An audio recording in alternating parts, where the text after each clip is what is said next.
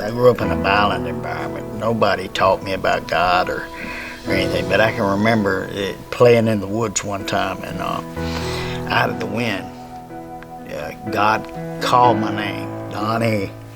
And we went to vacation Bible school, and I learned this little lesson about a ticket to heaven and this airplane that we folded. And in folding the airplane, it reveals some things about this ticket. Not only about the ticket, but our enemy, Satan, who came to kill, steal, and destroy. And we were taught that.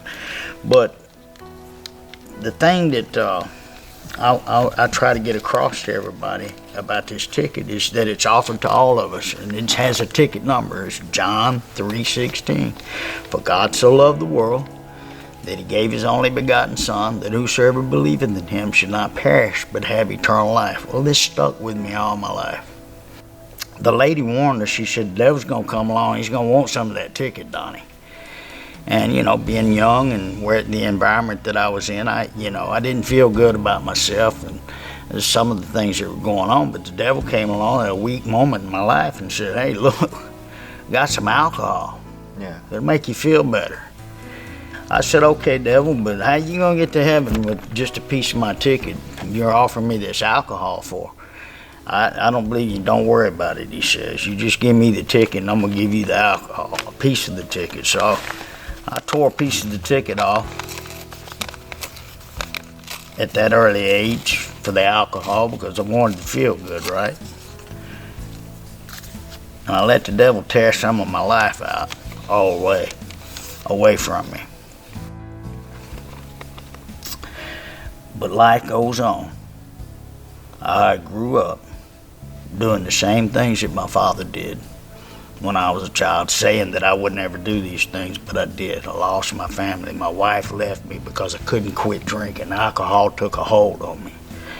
And when she left, I found myself in another weak position, even as a child. The devil came along and he said, hey, Donnie, no, you feel bad. Things don't look too good. But I got this cocaine. It'll make you feel good and you forget about all this. And it happened. She said, but I got to have a piece of the ticket, another piece of the ticket. So I tore off some more of my life and I give it to the enemy, thinking that what he had to offer was better than the ticket that I had. I was on my way to Texas from Alabama to do some things that would have got me in a lot of trouble, that I would have really regretted. But I prayed a simple prayer coming from Alabama to Texas. I said, Lord, if you don't help me, I'm going to end up with the same problems that I've always had. I've got to have help. You know that I need it. 15, 20 minutes later, I'm in Crowley jail. It ain't the help that I wanted, but it's what God gave me. Right. Well, in this jail, while I'm being processed, the jailer gave me a packet that says The Way. It's real odd because, he gave me the packet. None of the other guys were getting this packet that I got. And I thought, I saw that and thought about it, but I didn't think much about it then. Yeah. But when I got back in the jail, began to read the packet The Way, I remembered, all the other treatments that I'd been in, treatment centers, AA, NA, drug treatment programs and stuff, and I just didn't want no more men's methods.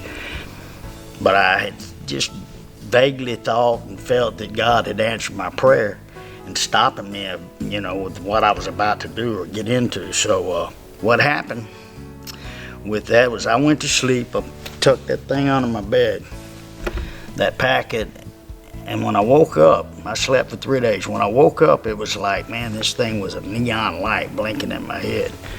And so I pulled it back out and I read over it, and knew the rules and everything. Pretty strict regiment, in my mind, I'm thinking. But I said, Lord, if this is you, I need help, and I've cried out for it. If this is you, I ain't calling nobody, I ain't saying anything to anyone. You send somebody over here. Well, the next day, February the 14th, what we call the Day of Love, right? Right. Valentine's Day, February. So I'm thinking about this, and Brother Jared ends up showing up there to bring me over to The Way. But anyway, I had to go back and sit in the jail for a little while before they released me. And while I'm sitting there, I'm thinking, trying to piece this thing together, my life, how I got to where I was at. Over time, I began to put the pieces of my life together. Man, that's how the devil does you, though. He don't ever put anything together for you. It's all tore up, bent out of shape, in disarray. And I'm gonna tell you something, he won't put nothing together for you too, because he ain't got it together. You can believe that. All right. But putting the pieces together, man, I discovered that what he had to offer, and taking a realistic view of my life from the time I was a child with this ticket that I was given, that it has not been anything but a whole lot of hell. A whole lot of hell. But God answered my prayers. I'm here at the Way, here in Crowley, because I cried out, and he's still answering. He said, look, you still got the ticket. It's all together. You ain't got to put nothing together. It's all together. Come back to where you started, at the cross, where it's all together. And it's real simple. It said, you got to choose. It's either death or life.